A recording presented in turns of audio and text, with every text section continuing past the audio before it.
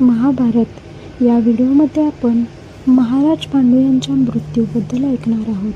काही वर्षे वनात तपश्चर्या करत असताना पांडूने स्वतःवर कठोर संयम ठेवला होता. ऋषी किंदमचा शाप त्याच्या मनात सतत घुमत होता. राजसुख, वासना, इच्छा सगळ्यांपासून तो दूर राहू लागला होता. कुंती आणि माद्रीही त्याच्या त्याचा आदर करत होत्या. पण एक दिवस वसंत ऋतू आला.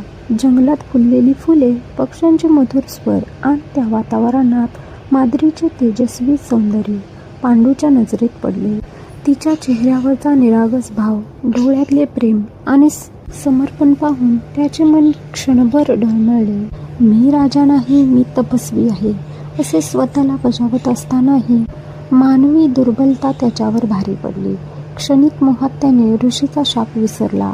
तो माद्रीकडे गेला आणि त्या क्षणीच त्याचा शाप कार्यान्वित झाला. पांडू जमिनीवर कोसळला, श्वास थांबला, डोळ्यात पश्चाताप, ओठांवर न उच्चारलेली क्षमा आणि जीवन समाप्त झाले.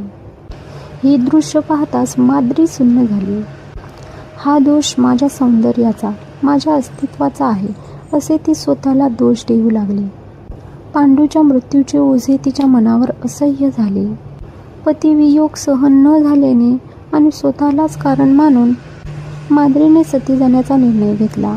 पांडूच्या चितेत तिने स्वतःला अर्पण केले. कुंतीने हे सर्व पाहिले, पण तिला जगायचे होते, कारण 5 पांडवांची जबाबदारी तिच्यावर होती. ती दुःख गिळून, अश्रूंना आवर घालून 5ही मुलांना घेऊन हस्तिनापूरला परतली.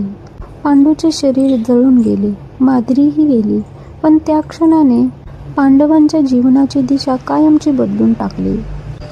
Thanks for listening. पुढच्या व्हिडिओमध्ये कौरवांबद्दल अधिक ऐकणार आहोत. त्यासाठी चॅनलला सबस्क्राईब करा.